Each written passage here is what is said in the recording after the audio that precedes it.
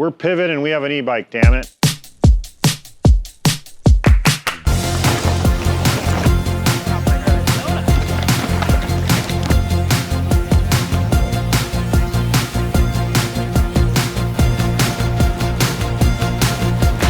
Any questions on that? You know the widely acclaimed enduro bike from Pivot, the Firebird? Yeah, this one. The Shuttle LT is the electric version. This means it has a bunch of really well thought out adjustments, including one that is so unique that a patent is currently pending. So this is our new patent pending. We're calling it the SMST, or the Slacky McSteep Tube. Pivot just brought Logan and me down to their headquarters in Arizona to get acquainted with the latest update to their electric line of bikes, the all-new Shuttle LT. We're here in Tempe, Arizona at the beautiful Pivot Cycles headquarters. What's that? Hello, I'm introducing everyone to the bike in the video. Oh, hello. This is the guy who makes the bikes. This is Chris Kokalis, everyone. And I hand lay up all the carbon fiber. One by one. One by one. Yes. Long 24 hours a day job. So what is it? The Shuttle LT is a full power, full battery, full travel e-mountain bike designed to shred anywhere that Class 1 e-mountain bikes may go to play. And a full power e-mountain bike like this opens up some really cool potential, as I found myself not just riding, but enjoying trails I wouldn't look twice at on my meat-powered machines. More tech than anything we have back in Washington.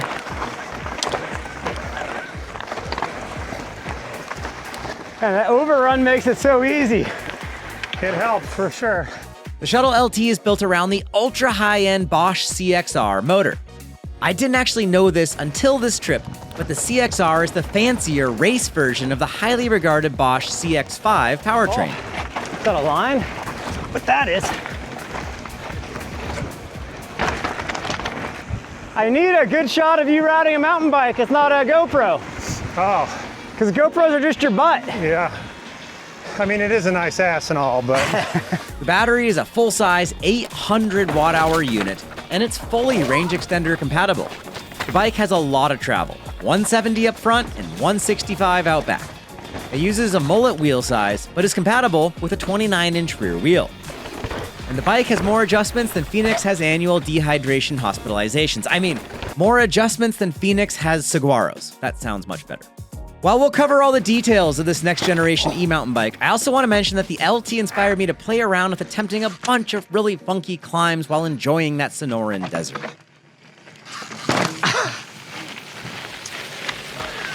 Classic. So we're down here in Arizona. For the first time, Pivot has actually sponsored a video here on my channel. I've been riding Pivot bikes in other videos for a few years and I really enjoy them. They brought us down here, put us up. It's been a blast. I'm here with Logan. And we're down here to check out the new Shuttle LT, long travel e-bike, essentially the new Firebird electrified. Let's go play around a little bit and see what this bike's all about. Let's back up a little. Just a year ago, I rode the prior generation Shuttle LT for the first time. We were again in Phoenix, as we often go in the wintertime. And Chris asked me to not film the prototype bike he's on here, but never mind that. Here, have a full look at it. Sure enough, Chris was on the new Shuttle LT that is being announced right meow. Chris, is this the bike you were riding during the Trailcat launch, with lugs? I don't know. It had a Bosch motor and you told me we couldn't film it, and then we went and did a ride and filmed you for 3 hours on it. I've still only had one ride on the prior generation LT that day, and also only one ride on the Shuttle AM while in Italy. All right, so here we go, the Shuttle AM. Great bikes, but the Pivot e-mountain bike that I personally ride the most is the Shuttle SLAM. And while there's reasons for that, I think the Shuttle LT might be a better choice for many of you.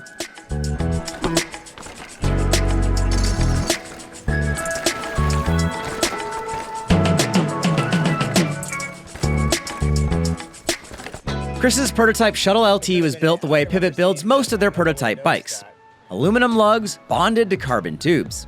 It looks sick and ends up being a little heavier than full carbon by slightly more than a pound. And you can't buy these in stores, so we all know they are indeed extra sick. But this bike has been in development for quite some time, and it's packing more tricks than David Copperfield. That wasn't flying, that was falling with style. A significant part of why Pivot bikes ride the way they do is because the brand is located a minute away from the iconic South Mountain Preserve in Phoenix, Arizona. South Mountain is a city park and is home to some amazing trail. The key feature of SOMO? Rocks. Nothing but rocks. There is some elevation to be had, as the park rises about 1,500 feet up from the Valley of the Sun. But that elevation number is quite misleading. A key aspect of why Pivot bikes ride the way they do is because much of the Arizonan riding, well, the rider gets to generate their own speed. It's rarely ever steep in Arizona. The rider needs to pedal and pump the bike up to pace. This rewards a bike that has a sportier handling feel. With the Shuttle LT, that means a good amount of shock progression, a firm and efficient suspension feel, and a heck of a lot of motor pep. The chunky one. These same attributes also help when bashing up chunky climbs. And that right there is the magic of e-biking in the desert. Hello, everyone. Matching pants crew.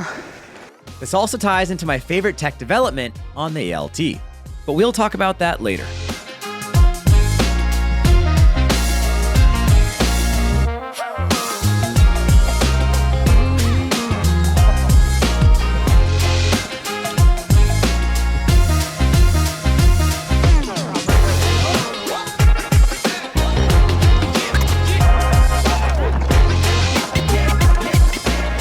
Though on this trip, we were treated to a delicacy, rain, hail, and that amazing feel of tacky decomposed granite soils. Oh my gosh! Oh, it stings so good! Actually, kind of hurts. It's not even muddy because it's just hail. I have so much traction. Desert riding. Wow. Desert hail. Yeah, that was like airsoft guns. Doesn't happen all the time. Yeah. You guys are lucky. Yeah. It's a once in a lifetime experience. Here comes Logan. How many of you have ridden South Mountain in Phoenix, Arizona? Let me know in the comments down below. Oh, all right, the famous waterfall. One of my personal favorite things to do is mess around on technical climbs, and there's a really famous one there at South Mountain. It's on National Trail, and it's called the Waterfall. On my analog bikes, I first got up it thanks to Rob Drew's help back in 2017. Hello YouTube. Since then, I've had a blast pedaling up it on the analog bike, a bunch. But what I wanted to explain here is that the Shuttle LT really inspired us to try some really fun, different things. So check this out. Logan took this very unusual creative line right in the middle of the waterfall, and he stomped it. Nice. Let's turn it up to 11. I decided it'd be a good idea to try to ride up the downhill option to the waterfall. Many folks actually walk their bikes down the waterfall, and there's this slightly steeper option off to the side if you want a more challenging descent than just the plain waterfall. Well, the Shuttle LT climbs so well and has so much power, I figured it'd be kind of cool to try and get up this. After a few attempts, lo and behold, the Shuttle LT took us to the top. We could go all the way if you had the energy. Now back to the Shuttle LT details. I remember constantly jumping the older Shuttle LT. It was fun. I hadn't ridden many of the Bosch motors outside of that Performance SX. The LT was really good. It was a bit heavier and burlier than what I normally ride with e-mountain bikes. But fast forward a year, and I've adapted my training a bit to accommodate 50-pound bikes. And the result is basically a CDL, and then I'm having more fun than ever on big rigs. Pivot is a medium-sized company, and that success is in no small part thanks to their embrace of e-mountain bikes beginning all the way back in 2017. So we launched this in August, September of 2017 at the Eurobike show. We kind of won every media award there was to win over there, and at the same time we were mocked and ridiculed for the most part on this side of the pond. The Shuttle was released at a time when e-mountain bikes were absolutely shunned here in the United States. Also back in 2017, your US-based e-mountain bike options were quite sparse. Specialized had the Levo, and that was about it. California and Germany, of all places, were indeed selling a lot of e-mountain bikes, and nearly everyone drew a line in the sand. We actually showed the Shuttle. That was an interesting one for us because in Europe we were getting, in Germany specifically, dealers were telling us if we didn't have an e-bike or didn't have one coming, they're not interested in Pivot. And in the US, the feedback was if you had an e-bike, you're not a core brand and you suck. Today's plan, adventure ride. And it's super loose over hard pack, lots of just scrambly little rocks. And this is perfect for e-bikes. This is the exact location I want to ride an e-bike because I would be crying on a pedal bike right now. With a deep sigh of relief, we're now on roughly the 5th generation of e-bikes. I didn't skid. Nope, I rode it, didn't slide it. While never issues with Pivot specifically, batteries are no longer falling out mid-ride and charge ports aren't breaking free. That first ever shuttle was released back in 2017, then got a new motor in late 2020. The first LT launched in 2022. Those were all Shimano motors. Also in 2022, Pivot launched one of my favorite bikes ever, the Shuttle SL, using a Fazua system. In 2023, the Shuttle AM came out, which marked Pivot's shift over to Bosch motors. A year later, and the Shuttle LT also adopted a Bosch unit. Then in early 2025, as you saw on this channel, the Shuttle Slam was announced with the lighter Bosch SX unit. That's a whole lot of chatter to explain that the original Shuttle is now a great-great-grandpa bike. Through those 5 generations, Pivot has refined many of the small details that make or break living with an e-bike. The charge port is located in a sensible spot and uses a simple magnet closure for its cover. The KeyX display on the top tube offers up more information than the dark web. Pivot anticipates range extender usage, and the Shuttle LT is fully compatible with the Bosch PowerMore 250. The Shuttle LT's brake cable routing can accommodate all continents. You can still use a cable-actuated rear derailleur, and we haven't even mentioned the easy battery removal. Let's introduce Slacky Mix Steep Tube here. Seated pedaling through all these rocks works better than ever. And I don't know what you call this, but check this move out. I feel like this bike does that so good. Part of why this bike rides so well while seated is due to the patent-pending Slacky Mix Steep Tube. By this point, we're all familiar with the adjustable head tube angles via offset cups. Pivot has applied the same idea to a new part of the bike, the seat tube. The dropper post is clamped by an offset sleeve. With a few minutes of wrench work, you can reverse the sleeve and steepen the effective seat tube angle by 1.5 degrees. And then we just flip the whole thing around and put it back in. Oh, it's working! Oh my goodness! The bikes all ship in my preferred position, the 76.5 degree setting. This is plenty steep to be considered new school geometry. No way! However, if you plan on spending a lot of time riding up really steep logging roads, you can easily adjust it to the 78 degree position. The process takes about 5 minutes and can be done trailside, but realistically, you won't adjust it very often. So this trail is a great example of when I enjoy a slightly slacker seat angle.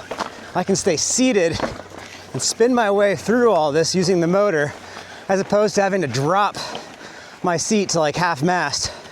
I am slightly dropped, but it counts for more right now with that slacker angle. With the seat tube in the slacker angle, the control and traction was excellent while seated. Even when I went to the steeper position for 2 days of riding, I was impressed at how well the bike could still get through chunky climbs. For my own taste, I prefer the lower seated position of the 76.5 seat angle, as I'm often riding places other than steep logging roads. Quick little tutorial. There's a couple of minor tricks I've learned on these bikes to get up steep, loose, rocky hills a little bit better.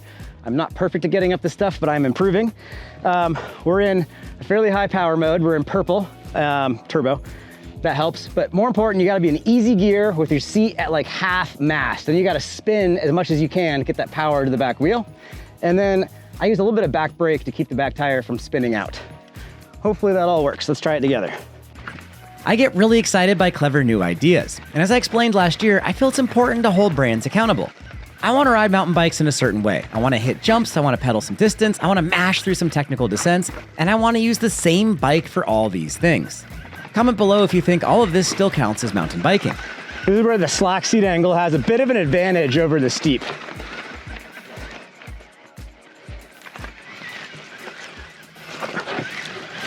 And then you fall over at the very top, trying to look cool with a wheelie. Pivot has been a bit inspirational here. I never hear the Pivot guys mutter the words, "You're the only rider who will ever do that." You've got further adjustment possibilities there. Not that everybody's gonna or anybody's gonna do this, although you are the type of guy who might actually do a video testing all 96 options. I think some of this might come from Chris's own BMX background. Now, you were mostly racing BMX, right, Chris? I was. Oh, wait, did you get to single A Pro, double A? I did, single A Pro. Single A, nice. Yeah, So you won some money at some point. a little bit. Heck yeah. Not enough to make a living of it, but But I can now title you as former professional BMXer. you can. Chris has been in the industry for over 40 years now, and he understands both old school mountain bikers, those who love hammering out a lunch loop as fast as possible, as well as more new school riders like myself who want to blend the BMX enthusiasm with the mountain bike utilitarianism. The Shuttle LT falls right in line. It can be hammered on the trails like we all do, but it has gobs of extra potential, posing it to be ridden well in a few different styles. I never found myself having to get oddly forward, oddly back, or really change my style much to do what I wanted to. The bike held a very neutral feel and even excelled in some ways I didn't anticipate. For example, while it's a big bike, the typical Pivot progressive suspension has it feeling pretty easy to get off the ground. Something I think that needs some praise is how well this bike corners. It absolutely rails turns. Tight switchbacks were astonishingly predictable. Mellow sweepers were a treat. There is something with the weight bias on this bike that just feels right. I definitely botched a corner or two, as I always will, but this Shuttle LT is the single most forgiving bicycle I've ever attempted to corner. And there are times when that sort of forgiveness encourages sends that ignore sensibilities. Most of us would call that fun, and orthopedists would call that job security. Oh, God. My main complaint of the Shuttle LT would be that it's a little bit harder to hold a manual with than some other EMTBs I've been on. And yes, I had it in the short chainstay position. Oh, don't wheelie right now. The forward weight of the large battery takes a lot of focus if you like to snap into a manual for more than a bike length or two. Nice, Chris. But as mentioned, the bike does leave the ground nicely. I was able to bunny hop the big ol' LT into quite a few nice little backsides. Now, the easily removed battery has some advantages, but on the flip side, it's fairly easy to bump the underside of the bike into rock ledges. It has an integrated nylon skid plate, but I would expect to replace it after some really big hits. You will need to be aware of less clearance than, well, any other bike I've ever ridden. I can't think of another way to combine water bottle space, a big shock, a big battery, and a motor all into a single front triangle in a smoother way than what Pivot has done here. If you can crack that riddle, maybe apply for an industrial engineering gig at the company. So this is a ridiculous little hill climb here. Steepest thing we've found in Arizona. The Bosch CXR motor is a lot. I enjoyed race mode for some really tricky climbs. The extreme overrun is a handful to manage in tight areas, requiring rear brake usage to modulate the power. I would often ride in the lower power mode, something I never do on the CX5 unit. I also preferred the CXR motor tuned down from the stock settings. This was easier to control, and my own experience has been that it extends the range substantially. It's worth noting that the CXR does not require as fast of a cadence as some other Bosch motors, and that's been a nice little update. Speaking of range, I really can't comment. In Arizona, we were mashing through miles of rock, and this used far more juice than the smooth trails we ride here in the Northwest.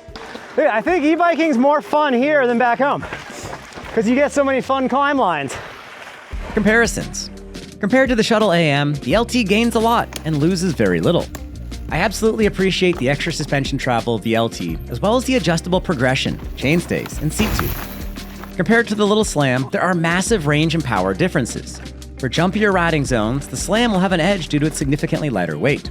But for folks wanting a minimum of 5,000 feet of elevation, the LT has a big advantage. For anyone towing a child or partner, the LT is a much more suitable bike. The Shuttle SL is still the single best jumping and handling e-mountain bike I've ever ridden, but the inability to use a range extender and the very limited rear wheel travel, well, they don't really allow it to compare to the LT. Now the big thing many of you are wondering, why not an Avanox motor system? And how does this thing compare to the M-Flow PL Carbon Pro? First up, we can't really compare this enduro-sized rig to the PL Carbon, as the LT has 15 millimeters more travel, much larger sizing, and more aggressive geometry. The LT is simply stiffer, stouter, and bigger. Now, no Avanox motor? Pivot has a solid relationship with Bosch, and customers have been happy with the substantial service network that Bosch has developed for a few years now. Avanox is beginning to approach this, but Bosch has many years of a head start. Next, over 25% of Pivot e-mountain bikes ship with range extenders, and there are zero plans for an Avanox extender. When I've gone back and forth between the CX5 and the Avanox, I enjoyed them both. The differences are not massive. To me, motor choice would not be a deal breaker in the slightest. Woo! With that, we got to get back to the Pacific Northwest, so thank you all very much for watching. Huge thanks to Pivot for sponsoring this video. Thanks to Logan for coming out and filming. I've got some links down below. You can check out the Element sample packs with that link. You can check out my Patreon page where we do a riding tutorial once a month, only posted to Patreon. And if you guys need any bike parts, I've got a link over to Jensen USA where anything you purchase will help support the channel. So with that, Thank you all so much for watching. I'll see you all in the comments. Peace and wheelies. Hello. I tell you what, I can stay on top of this thing, but I don't think I can stay on top of that. I think I can stay the same.